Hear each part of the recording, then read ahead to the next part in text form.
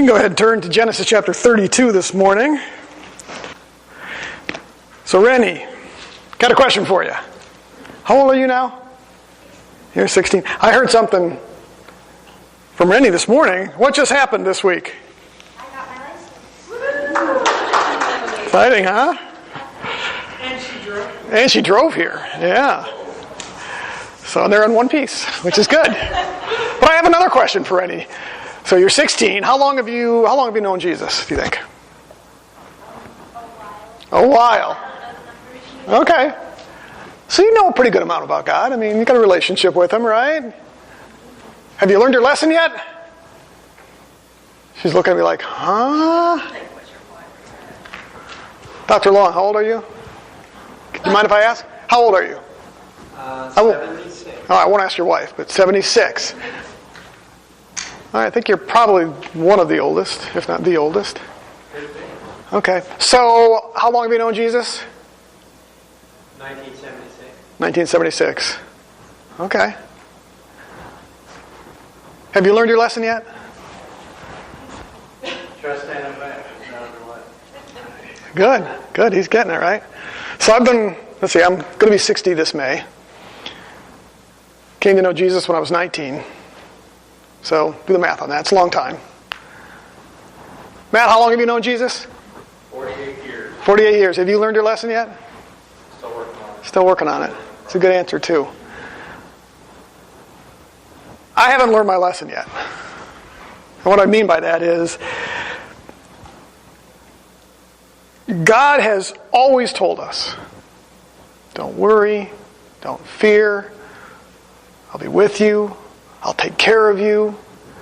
But what happens when we face a difficult situation or just life in general? Anybody want to jump in and answer? What do we do? How do we behave? What do we think? We try to figure it out ourselves. We try to figure it out ourselves. We worry. We distress. Now, I wasn't picking on Rennie, but she hasn't had a long time yet, but she probably knows that there are times where you probably have little issues in your life where you get a little stressed out and stuff. And do you ever then kind of just maybe fret about it and wonder if God's going to... Yeah.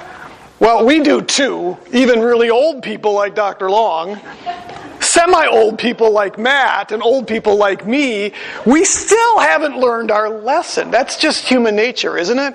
We're going to see the same thing in some respects with Jacob today, because he was going through a difficult time, and he's stressed out as well. In fact, he's outright fearful, and we're going to see that today. And so there's some. This to me has some really practical lessons in it for us. Anytime you go through Old Testament narrative, and Dustin and I we talk about this frequently, it's hard sometimes. You look at a New Testament epistle, and it's pretty easy because it just tells you what you got to know and what to do. Because that's the intent of epistles. There's a problem, here's how to solve it. The Old Testament is stories and narratives. And so you have to look at that and draw out principles from that and figure out how that then applies to your life. And so it's much more challenging sometimes with Old Testament than it is New Testament. So sometimes the practical part of it takes me as long to figure out as just working through the text. And there literally are times where I will sit at my desk with my head down on my hands and go, okay, God, I've done all the academics on this. I don't know where to go.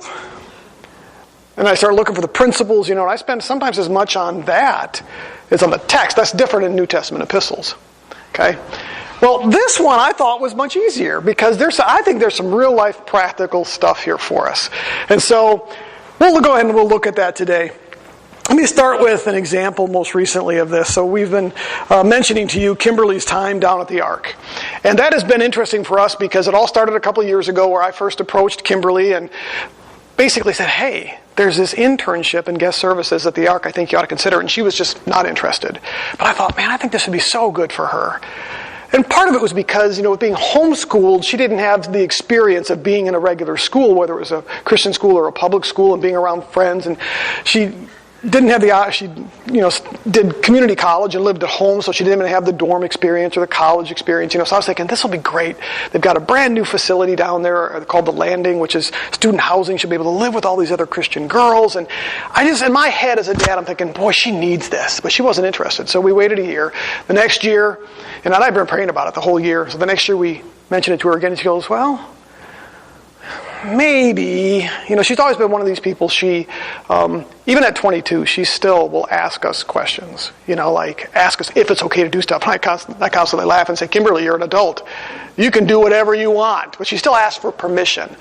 And so she has a tendency to really trust us with those things. And so I think she finally said, okay, I think I'll trust Dad on this. And she went ahead and she did an internship, and she had to get housing and all kinds of stuff down there as part of that, because there's no guarantee. They've got more positions open than student housing. Well, she got the student housing, she got the job, and so we were like, God answers to prayer, right? She fell in love with it, absolutely fell in love with it. It was good for her spiritually and everything else, and we could see it. So much so that she was disappointed coming back home. So she came back home, she took a job as a waitress.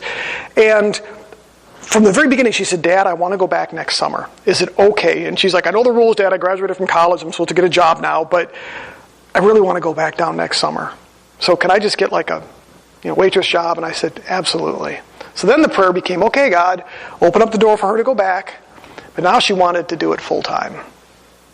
So she got back into got the job, but they offered her a 9-month one instead of just the regular 3 months. We were like, wow, God kind of took care of that, Maybe something will happen full time.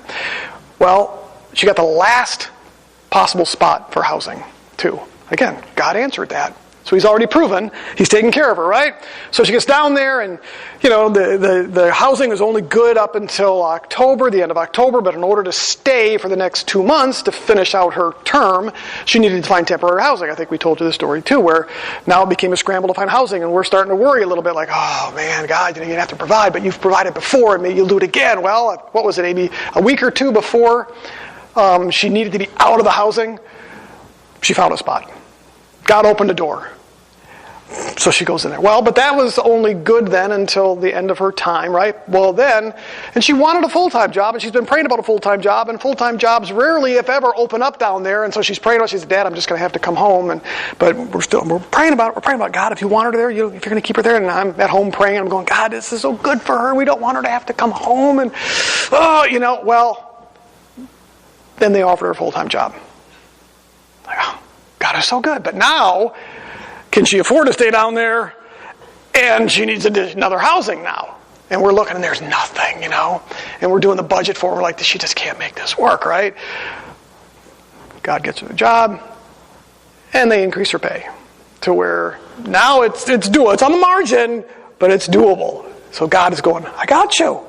And we're going, oh, God provided again. Still needs housing, though.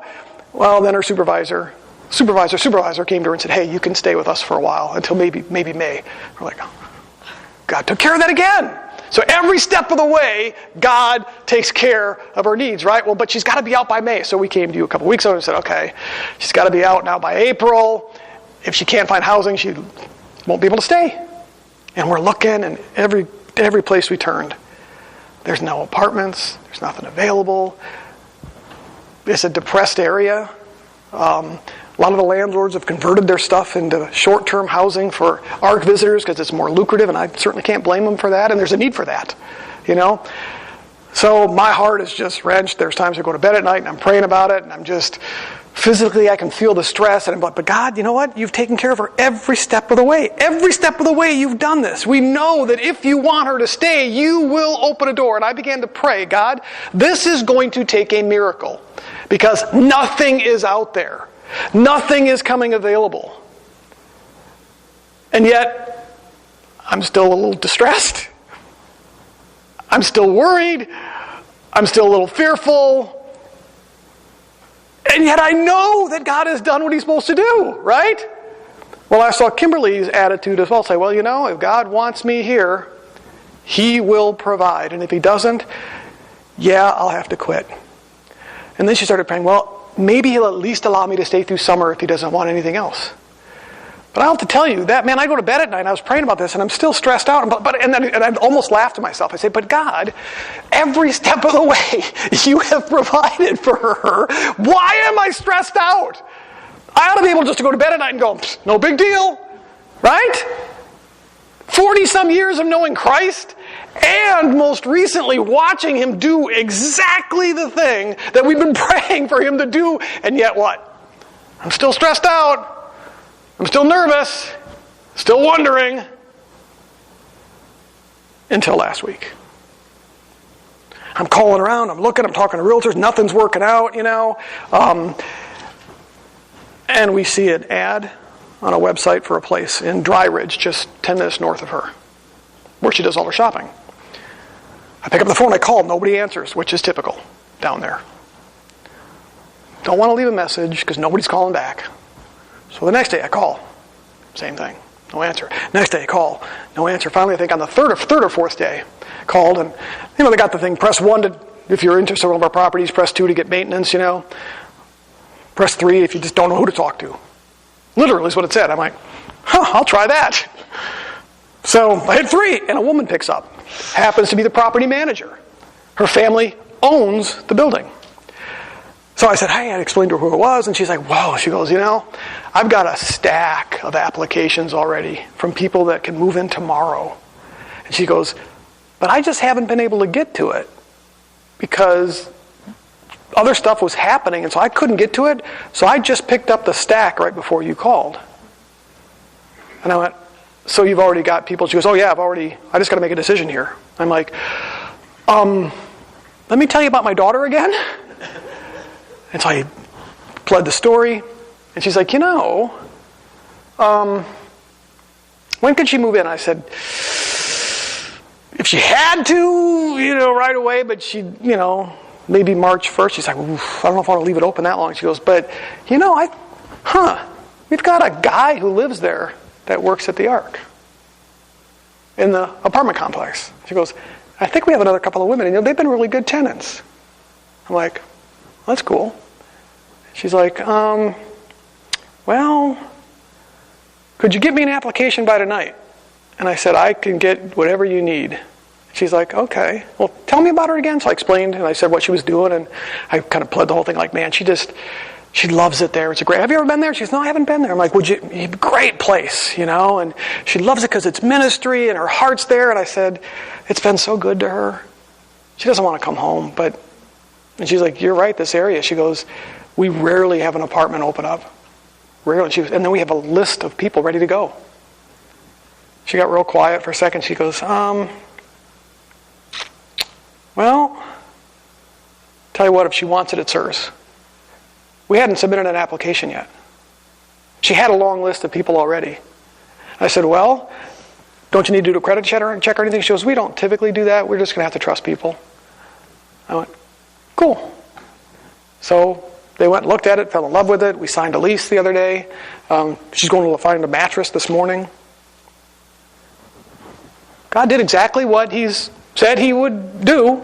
So we're now, He didn't guarantee she'd have an apartment. What He does promise us is that I'll take care of you. Right? Apparently He wants her to stay right now. That could change, we know that. When am I going to learn my lesson? He keeps doing this. When are we going to learn our lesson?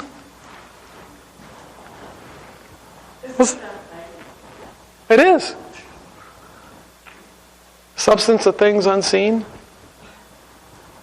And again, He never promised He'd keep her there. But what we know is that if He wants her there, He will take care of everything. And I do honestly believe that this is a miracle. I think there's a reason why she didn't get to the applications. There's a reason why she was willing to say, you know what, I'll put those aside without even seeing your daughter or seeing an application. If she needs it, if she wants it, I'll hold it. I'll give her a couple of days to make a decision. And then we'll let her move in March, which means they gave up a month of rent, or half a month of rent at least. When we look at Jacob, he finds himself in a rather interesting position because he's heading back home, but he's fearful. He was fearful because of Laban pursuing him. He's fearful because he's going to see Esau going home. And it's been 20 years. The last time he saw Esau was trying to kill him. Jacob is fearful. God has already, on 2 prior occasions, told Jacob that He would be with him wherever he went. When He appeared to him in a vision and you saw the ladder or the stairs and the angels going up and down, and God said, I will be with you. In fact, He promised Jacob that He would do everything that He had promised him, and He wouldn't forsake him until He brought him home into the land safely. That was the promise. The second time was when God actually called him to go back to Canaan after 20 years of getting waylaid, if you will, in Padan Aram. God says, go back and I will be with you. So Jacob had those promises, and he had them in a way that we don't. Meaning, I don't know about you, but I have never had God speak to me in an audible voice saying, hey, I got your back. He did. Okay? I'm sorry, folks, but that adds a whole new level to me. I think you would agree that if all of a sudden God appeared to you and you knew it was God, now would that change things for us? I wonder sometimes, you know. So he had these promises of God, that God would take care of him, that God would bring him back to the land, that God would not forsake him. Not to mention the fact that he had this long family history with Isaac and with Abraham, and probably heard the stories of the way God protected them and cared for them and took care of them. So he had every reason to not fear going back to the land. But here he is, he's traveling back to Canaan. We'll get to it in a second where it becomes a little more obvious that he's afraid. And something really cool happens. Chapter 32, verses 1 and 2. I'm going to read this for you. You can join me. Now, as Jacob went on his way, meaning on his way back home, the angels of God met him. Jacob said when he saw them, this is God's camp. So he named the place Mahanaim. Well, that's interesting. It doesn't tell us anything else. Just as he sets out, the angels, plural, of God, show up. Doesn't tell us if he talked with them. Doesn't tell us if he had, ongoing conversation with them. Doesn't say whether they delivered a message of any kind. It just simply says God's angels appeared to him. He's so taken back by this that he says, this is God's camp. And the language, we're not going to really get into it here, but the language that he uses appears to suggest that he viewed them as God's army. In fact, the word that's used there is plural, which means there were at least 2 angels, maybe more. And again, some of the language that's used here suggests camps of angels. So I'm going to look at this as him suggesting that what he saw was a myriad of angels, and he recognized them as God's armies. And that's all it tells us.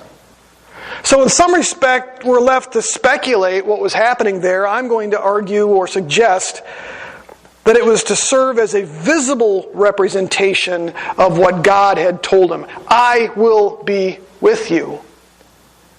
And now the angels of God physically appear right there. I believe it was a visible manifestation, God confirming to him, don't just take my word for it, look, open your eyes. I am there with you. We have other instances of that in the Old Testament, where they could open their eyes and see the armies of God's angels. So God is assuring Jacob here of his presence by sending his angels as physical representations of his presence right there. That's remarkable. Again, I don't know that any one of us here has ever had that kind of experience. I'm not saying it doesn't happen, but maybe you have had an experience like that. I haven't.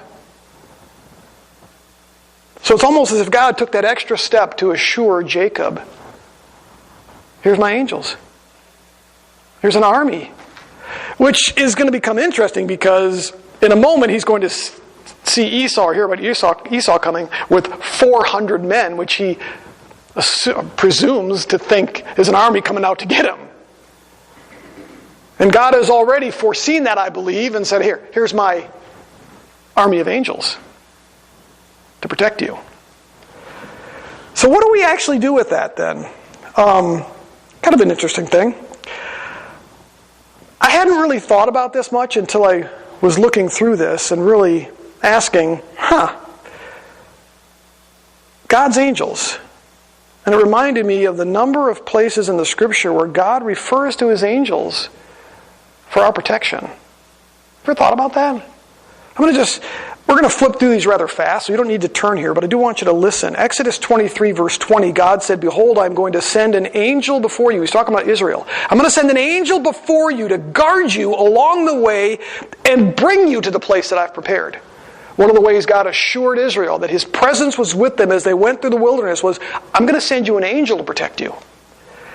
Psalm chapter 34, verse 7, the angel of the Lord encamps around those who fear him and what? And rescues them. Psalm chapter 91, verse 11, for he will give his angels charge concerning you to guard you in all of your ways. Matthew 18, verse 10, Jesus said, see that you do not despise one of these little ones, talking about the children. Why?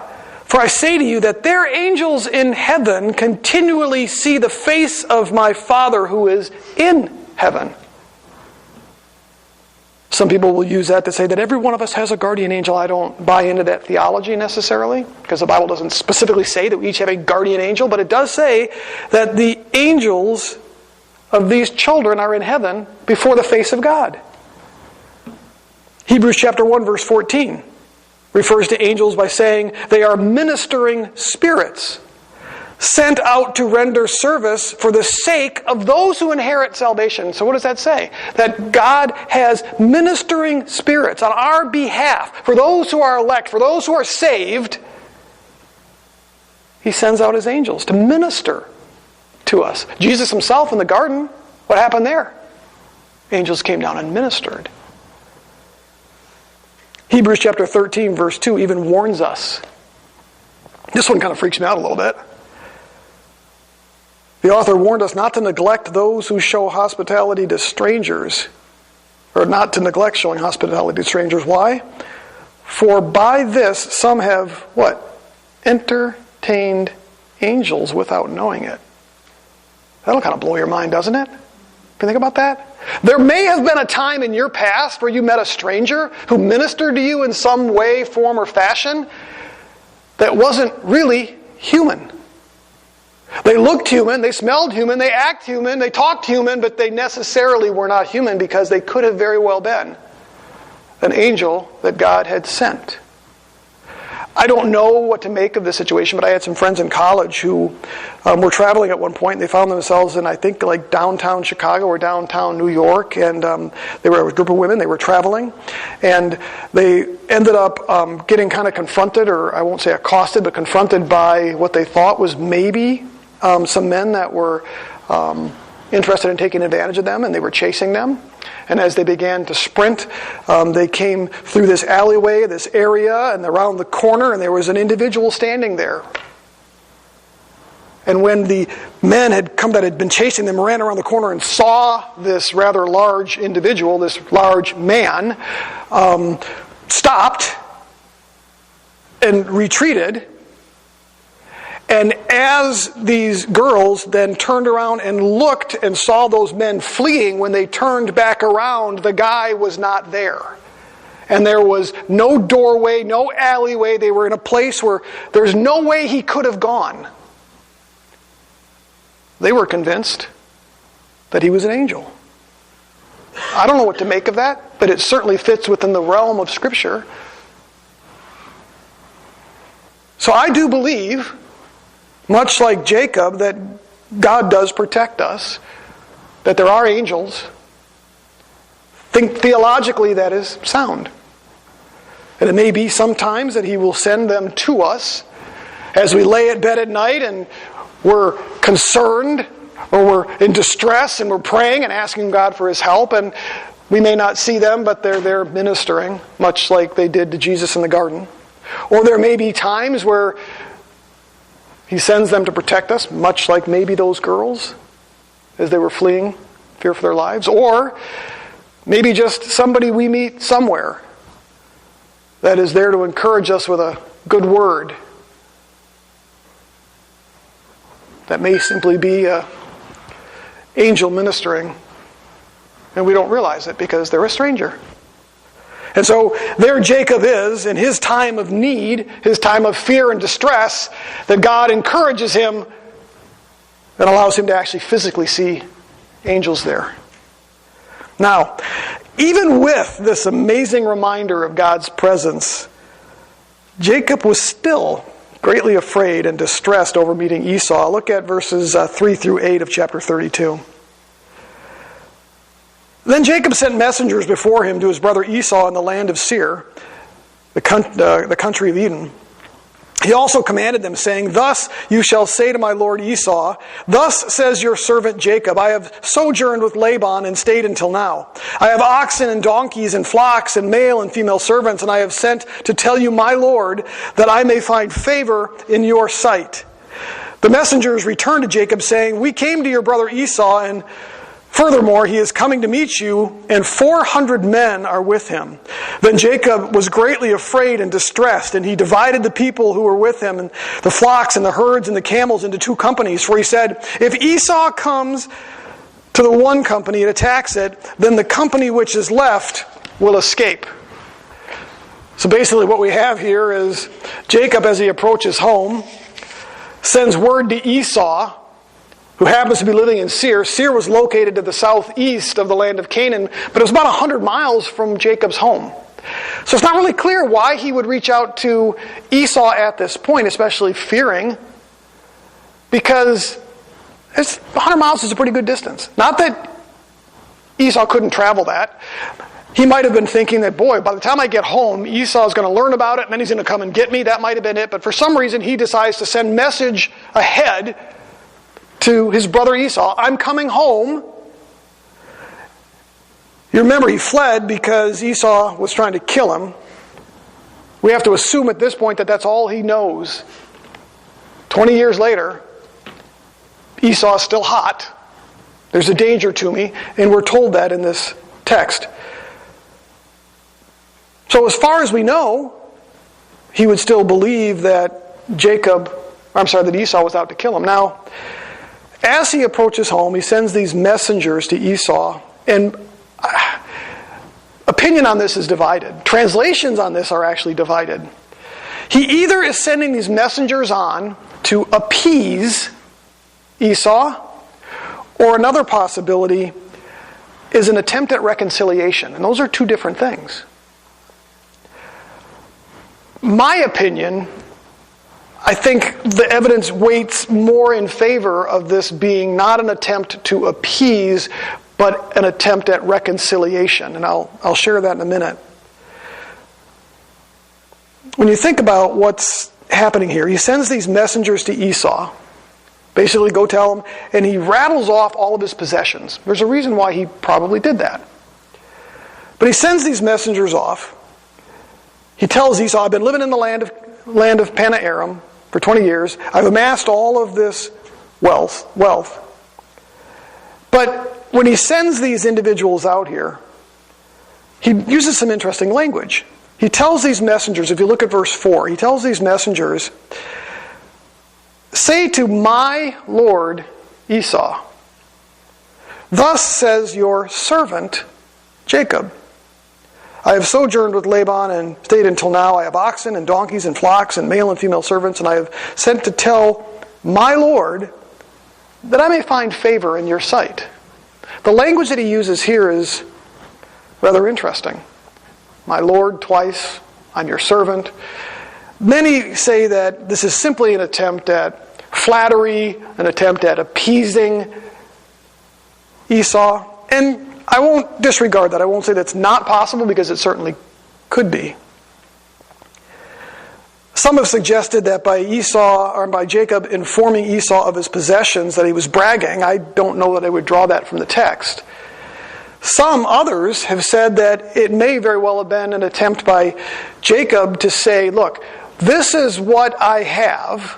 This is what's happened in the 20 years. And by providing that information to Esau, that there may have been, and we'll see this in a moment here, sort of a way of saying, I'm going to share this with you. Now again, we can't draw too much from the text. But he certainly does share part of that with him, and you'll see in a moment here that there may be some evidence that that's his intent. That I'm coming, look at what I'm coming with, and he's now going to share that with Esau. There's a favorable aspect to that. And it may be tied to the fact that Jacob could have been reflecting on the fact that I had taken Esau's blessing. And so it's partly his way of sharing the blessings of the Lord with Esau because of what he had done to Esau in stealing the blessing from Esau. Now again, speculation in this. You have to weigh the evidence, and I think it weighs a little more favorably on that was the intent, that it wasn't just a way to appease. Some have said that, no, this is simply pure and simple a way to bribe Esau. That's all he's interested. He's bribing Esau here. Again, I'm not going to discount that. He does say in verse 5 that he's hoping to find favor in Esau's sight, and that might lend itself to appeasement, but it could also lend itself to reconciliation. I'm hoping that my actions will reconcile us, and I'll find grace and favor from you. Again, hard to say one way or the other, and again, opinion is divided on this. But here's what happens. This idea of either reconciliation or appeasement, it looks like it may get shattered because these servants return and they say, hey, we saw him, he's coming, and he's got 400 men with him. That doesn't just sound like a greeting party, does it? It sounds like an army. Now, what we're going to find in a minute is that it wasn't an army, that Esau wasn't even mad anymore. So we know that he wasn't bringing out these 400 men to attack him. But Jacob is now fearful and distressed. Look at verse 7. It says specifically, Jacob was greatly afraid and distressed. He wasn't just a little concerned. No, he was afraid. We have to assume afraid for his life. He's divided up his people. He put them into two camps, and he basically said, okay, one's going to be a sacrificial camp, one's going to be one that's going to survive. So I'll put these two camps out there. I'll divide the wives, the children, the livestock, everything, and I'll split it in half. And, Esau can attack one of them, and while he's attacking one, the other can flee, and, So he's afraid. There's no question about it. He's distressed. He's fearful. He's panicking. So he divides up all of his family and his servants and his animals into these groups. So what do we do with that? I would say that even though we know God's promises, even though He knows that He's going to take care of all of our needs, and no matter what situation we face, no matter what difficulty we face, no matter what the distress, that He's there, He will provide for us, He'll take care of us. He's already told us He'll send His angels to help if we need it. Even though we know that, like Jacob, we still struggle with fear and distress. We still do. Just like Jacob did. I don't want to be too hard on Jacob here, but think about this.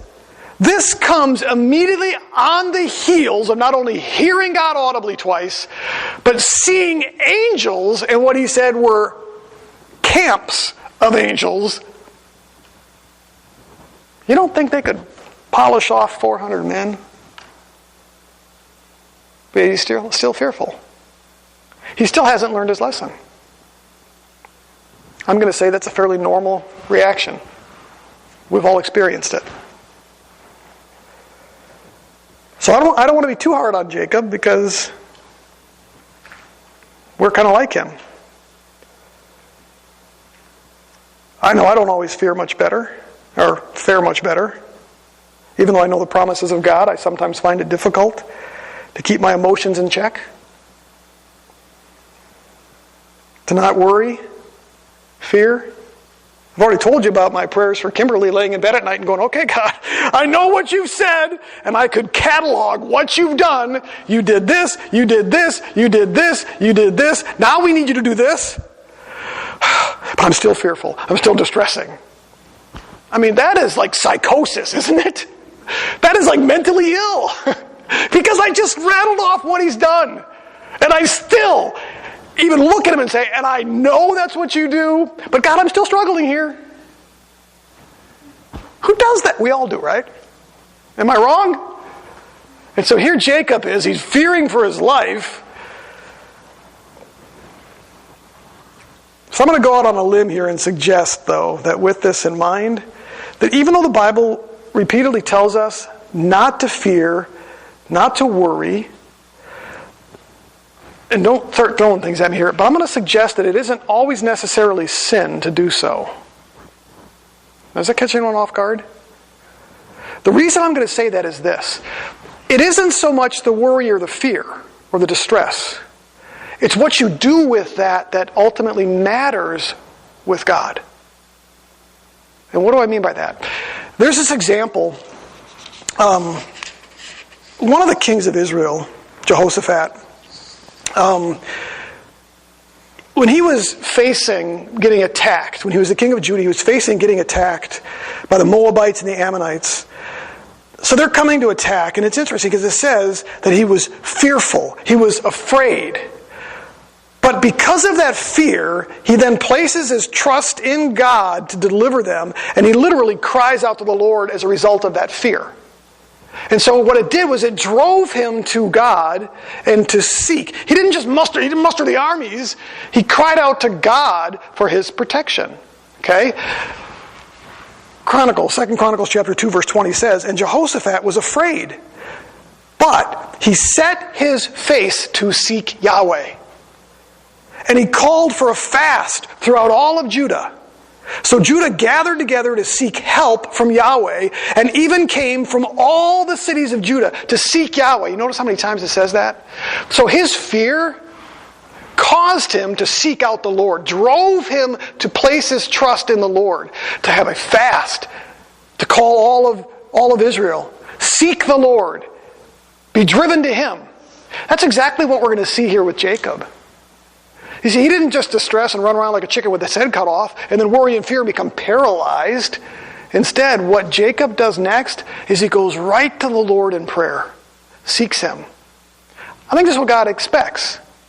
When he says, "Do not fear, for I am with you. Do not be dismayed, for I am your God. I will help you and uphold you with my righteous right hand." God knows that we fear. God knows that we are in distress. God knows that we worry. But what he wants us to do with that is to be driven to him. To take that fear and go back to him. To not become paralyzed. That's where sin is involved.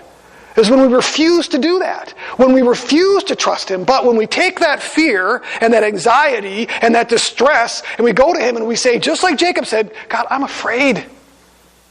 But I'm going to trust you with this." That's not sin. That's trust. I believe that God could in a heartbeat remove any fear and distress from us. Just like that. We're told that he gives us a Holy Spirit who's able to give us a peace that transcends all understanding.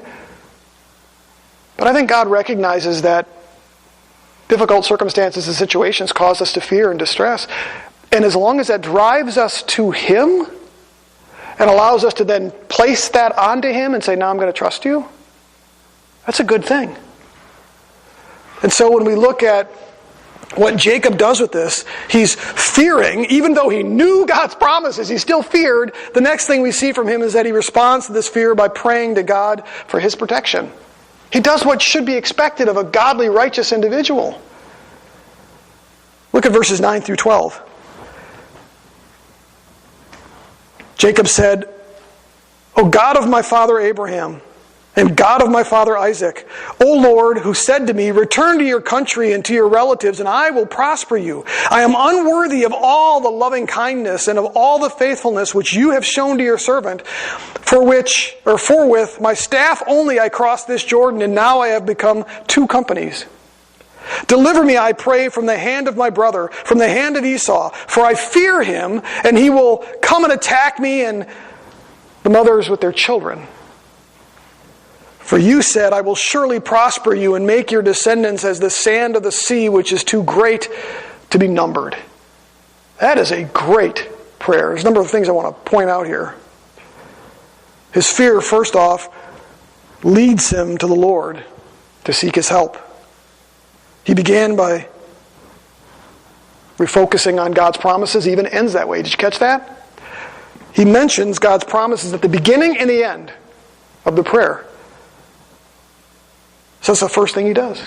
He expresses thankfulness for God, for his loyalty, for his faithfulness. So he reflects on God's promises. He expresses humility and thankfulness. He refers to himself as being God's servant. He even says, "I'm unworthy of the loving kindness and faithfulness that you've shown to me." This is a humble, gracious prayer, reflecting on who God is, who he is, and God's promises to him. He then cries out to God again in verse 11. He says, "Deliver me, I pray, from the hand of my brother, for I fear him." He's open and he's honest with the Lord. He isn't putting on a brave face. He's just laying it all out there. "Lord, I'm afraid." This wasn't just a request from Jacob, but a pleading and a cry for help. Did you catch that? You know, it's interesting, this word "I pray" in here. It's actually not in the Greek text. And what I mean by that is it's not the word for pray there. It's essentially just this particle of entreaty. And it's usually translated as either pray or please. So another way to translate this would be much like the ESV that says, please deliver me from the hand of my brother. So Jacob's prayer should be understood as this urgent plea. He was throwing it all out there and laying it all on God. He saw God as his only hope. Now, yes, he had divided the families. Nothing wrong with that. He's doing what he could do, and we'll see in a minute why that's also important. But he did what he should have done, which is to cry out to the Lord, to take that fear, that stress, the distress, and go back to the Lord and be reminded, you know what? You've made these promises to me. You've been faithful to me.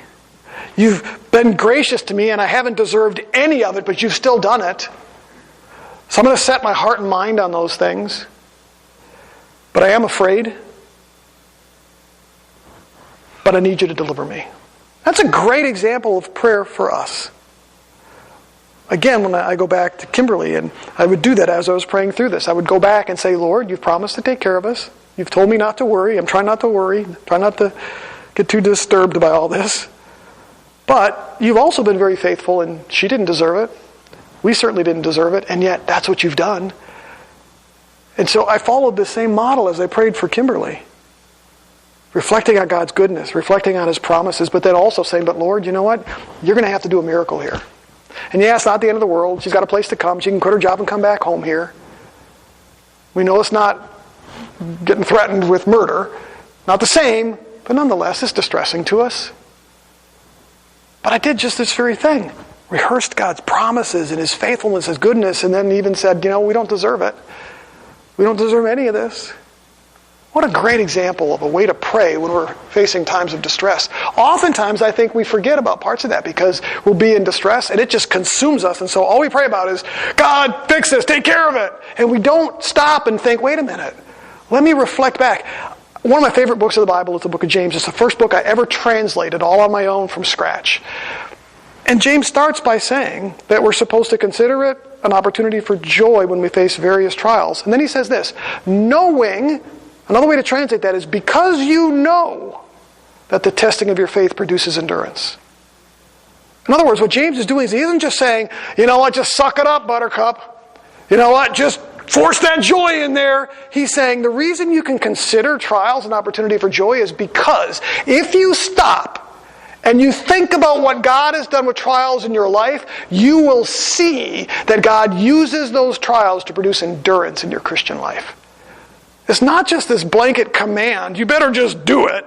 No, he's calling on us. Think about trials and how God has used those in the past. You can consider it joy because you know that God uses those to produce endurance. Isn't that cool? And so, Jacob responds to his fear by praying for God's protection and does what we should do and serves ultimately as an example for us. So when we struggle with things that we do, first thing we ought to do is focus on God's promises. It's the first thing. There are over 7,000 to 8,000 promises in the Bible. Not all of them apply directly to us, but a lot of them do. And what that basically means is that no matter what we struggle with, there's a Bible verse, a passage, a principle that applies to whatever it is we're struggling with. Reflect on those things when you struggle. When we struggle, second thing is we should remember God's faithfulness and his loyalty to us. Deuteronomy chapter 7 verse 9 says, know therefore that the Lord your God, he's God. He's a faithful God. He keeps his covenant and his loving kindness to 1,000 generations to those who love him and keep his commandments. 2 Timothy chapter 2 verse 13 is a powerful verse. It's part of a couplet. But essentially it says that if we are faithless, he remains faithful because he can't deny himself. Isn't that shocking? It says, if we are faithless, he remains faithful. Now, that doesn't mean that if we reject Jesus Christ, what it means there is when you have those times where you're finding it very difficult to trust him, he remains faithful. Why? Because he cannot deny himself. He's a faithful God. So the third thing there is, when we struggle, We should cry out for God's help. Reflect on His promises. Learn to just trust Him. Reflect on His faithfulness. And cry out to Him. Last passage, or part of the passage we see here, verses 13 through 20. And this is kind of an interesting one. Because Jacob actually sends gifts to Esau now, hoping that he would accept him. And this will be an interesting one, I think, principle-wise. Look at verses 13 through 22. After he gets done praying, it says that he spent the night there. Then he selected from what he had a present for his brother Esau. 200 female goats and 20 male goats and 200 ewes and 20 rams. 30 milking camels and their colts, 40 cows and 10 bulls, 25 donkeys and 10 male donkeys. He delivered them into the hand of his servants, every drove by itself. And he said to his servants, "Pass on before me and put a space between droves." He commanded the one in front, saying, "When my brother Esau meets you and asks you, saying, 'To whom do you belong? And where are you going? And to whom do these animals in front of you belong?' Then say to him, 'These belong to your servant Jacob, and it is a present sent to my lord Esau. And behold, he also is behind us.' Then they commanded also the second and the third and those who followed the drove, saying, 'After this manner you shall speak to Esau when you find him. And you shall say, Behold, your servant Jacob also is behind us. For he said, I will appease him with the present that goes before me. Then afterward I will see his face. Perhaps he will accept me.' So the present passed on before him, while he himself spent the night in the camp. Now he arose the same night and took his 2 wives and his 2 maids and his 11 children and crossed the ford of the Jabbok, which means he just entered into Canaan. He took them and sent them across the stream, and he sent across whatever he had." So here's what's going on. Basically, he takes well over 550 animals. That's sizable. And he gives them to his servants, and he says, "Okay, here's what I want you to do. Take some of them, and I'm going to send you group of servants on with some of the animals to Esau. And when he sees you, tell him, hey, these are a present from Jacob." And then he sent another group behind that one with more animals, more servants, and said, "Do the same thing." And then he sent a third group with more animals and more servants and said, "Do the same thing." So essentially he's basically saying, I'm going to spread this out. So go to Esau, he'll see it and go, "Wow, here's a present." And then a few minutes later, "Oh, there's another one, here's a present." And then a little bit later, "Oh, here's another one, a present." But you notice the language that he uses throughout this. He says, look, tell him it's his servant Jacob. He's my Lord. This is a present. I'm hoping the text says I'm going to try to appease him. Or some versions will say pacify him. So when you look at this, there's different opinions as to what's going on here. One opinion is that he's trying to bribe Esau. He's trying to soften him up. It's all in the technique. It's all in the method, right? And again, I'm not going to deny that can be a possible interpretation. Okay? However, another option is that Jacob's actions were a genuine attempt at reconciliation and atonement. In fact, some of the language used in the text is exactly the same language used of atonement in the Old Testament. You know what atonement is? Atonement from a theological standpoint refers to making amends for sin in order to be reconciled with God. From a secular standpoint, atonement simply means to make amends for some wrongdoing through some appropriate action or gesture. And in the ancient Near East, which would have been Jacob's time period, it was common to make amends for wrongdoing by giving gifts. In fact, Abigail, I don't know if you remember, there's a story where Abigail's husband Nabal disrespected David's men and mistreated them. And so what did she do? She basically sent an atonement to David to prevent David's men from attacking Nabal. Okay? So when I look at this, I lean towards the thought that this was a genuine attempt by Jacob to make atonement for reconciliation with Esau, that it wasn't a bribery attempt. It wasn't just a way to sort of flatter him and avoid consequences. And there's a number of reasons for that.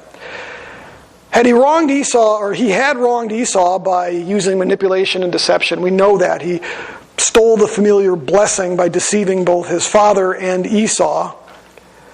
And so basically Esau was left with none of the family estate. There was harm done to Esau because of what Jacob had done. Regardless of theologically what we do with that, his behavior harmed Esau. He took what was legally, rightfully Esau's.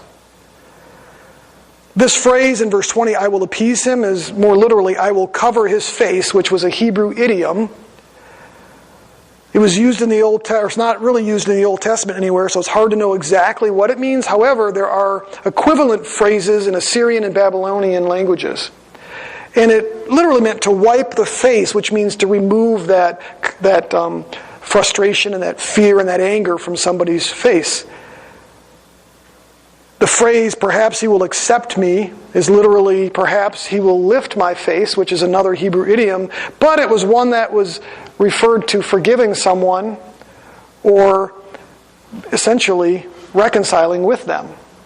And so when you start to consider some of the things that are in this, some translations actually translate that phrase, perhaps he will accept me, that we find in the New American Standard. Some of the translations, like the old Holman version, translate that as perhaps he will forgive me. And that's interesting.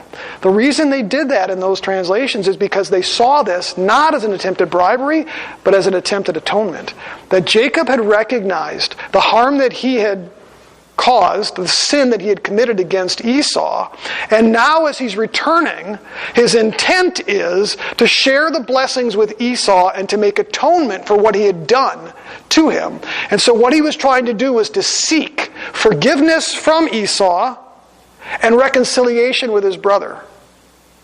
Now, that may be a hard pill for some to swallow because some only want to see Jacob as always being like less than righteous, less than good. Didn't really ever have any good motive. Remember, he was the deceiver. But here's some things that I'll throw out there regarding that. When he actually meets up with Esau, Esau actually rejects the gifts. Now, if Jacob's only intent was to give him these gifts to appease him, then he's off the hook, right? Because Esau says, I'm not here to kill you. That's a paraphrase. In fact, Esau runs up and he kisses him, greets him.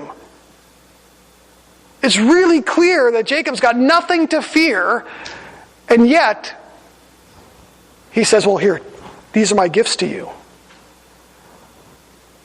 But in addition to that, when Esau rejects those, Jacob presses him and says, no, these are the blessings God has given to me.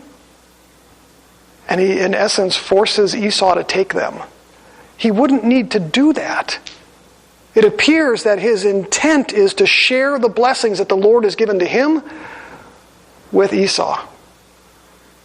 So again, one opinion is that what he's trying to do is to bribe Esau and there's no good motives there. And some of the language could potentially suggest that, but that same language could also be interpreted as an act of atonement and reconciliation. And because of his actions, especially afterwards, I believe that this is about atonement. I do believe that Jacob, as he approaches Esau, realizes, yes, I have wronged him. And that might also explain why, ahead of time, he sends notice to Esau. Again, he's going back home. Esau's 100 miles away, but he reaches out to Esau first and says, I'm coming home. So that Esau can come up and meet him. I believe his intent was not to appease, but to make reconciliation with Esau and to seek that reconciliation and that forgiveness. Now, does the text say that outright? No. I'll allow you to work through that and make your own opinions, but I believe that's what we're looking at here. So what do we do with that? And we'll wrap it up with this. When dealing with difficult situations and our own anxieties or fears or other things, first thing we ought to do is pray about it, right? We ought to ask God for help. But that doesn't mean that there's no expectation on our behavior or things. Here's a perfect example where if my understanding of this passage is correct, if what he was doing was seeking reconciliation and atonement with his brother, he didn't just leave it in God's hands. He just didn't say, okay, God, protect me. He did what was necessary. He made an offering, or if you will. He tried to make things right with Esau, his brother. I don't think we're ever given permission when we have a difficult situation to just sit back on our heels and do nothing. It's reasonable. Some will say, you know what, just trust the Lord and don't think that anything's ever expected of us. No, we should do reasonable things. So, when it came to Kimberly, I did reasonable things. Busted our hump. Made phone calls. We didn't just pray about it. Lord, interact, just do this supernatural thing and I want a realtor to show up at our door. No, we worked through it. We had to try to put up a poster. We were making phone calls. I was reaching out to pastors and organizations and calling realtors and landlords and churches. That wasn't a lack of faith, was it? No. Kind of did what Jacob did. Reasonably, he said, you know what, I need to do something here. Didn't mean he didn't have faith. The two go hand in hand. And so there are times where when we struggle, it is okay for us to look for human solutions, if you will, to some of those problems. Because if there is a human solution, God may provide His answers through that human solution. I believe He used Jacob's actions here to bring about reconciliation. One of the things I find interesting is that, we'll get to this in a future passage, Esau's living in what became Edom. He's living in Seir, which is outside the land of Canaan. But after Jacob goes back home, he's home for about 20 years living with Isaac. And at the very end of that, we're told that both he and Esau buried Isaac. And then it tells us that Esau moved to Seir because he and Jacob could no longer live in the same area. What that tells me is that Esau went back home as well at some point and lived with Isaac and Jacob. They must have reconciled. So, I'll share one last illustration of how I think this works itself out. And you may have heard this, or I may have even shared this before. It's the old joke or story about a man who's in an area where floods are coming through and water's starting to rise. And so he's, in his house and he's praying to God. He said, God, you've got to save me. You've got to save me. The water's coming up. And so he looks outside and he sees this boat come by. And they say, jump in the boat, jump in the boat. He goes, no, the Lord will save me. And so the boat continues on. Water rises a little higher. And so he's crying out to God, God, save me, save me. And next thing you know, there's this man floating by on a log. And he cries out to the man. He says, jump on, there's room on the log for both of us. And he goes, no, the Lord's going to save me. And so the guy floats on down. Next thing you know, the water's just up at the very top of the roof line, and the guy's up on his roof at this time, and he's saying, God, you've got to save me, you've got to save me. And so this helicopter comes by, Happened to be the, Jeremiah Diedrich coming by in his helicopter. He drops a rope down, and he says, grab the rope! Grab the rope! The guy goes, no, God's going to save me! Next scene, the guy's in heaven, he's dead. He's standing before God, he's like, God, I don't really get it. There I was, being ravished by the flood. And I kept crying out to you, save me, and you didn't save me. And God looks at him and says, are you nuts? I sent you a boat. I sent you a guy on a log. I sent you a helicopter. We can't just pray about it. There are times where we just need to do the reasonable thing as well, which means it's okay to try to find a solution to whatever you might be struggling with. Do the hard work. That's okay. It doesn't mean there's not a lack of faith there. But certainly, we pray and we trust the Lord and we recognize that even if we find a solution through that difficult, stressful, hard time, still God's the one that's going to ultimately provide the solution. He may use our hands to do it, or it may be supernatural, right?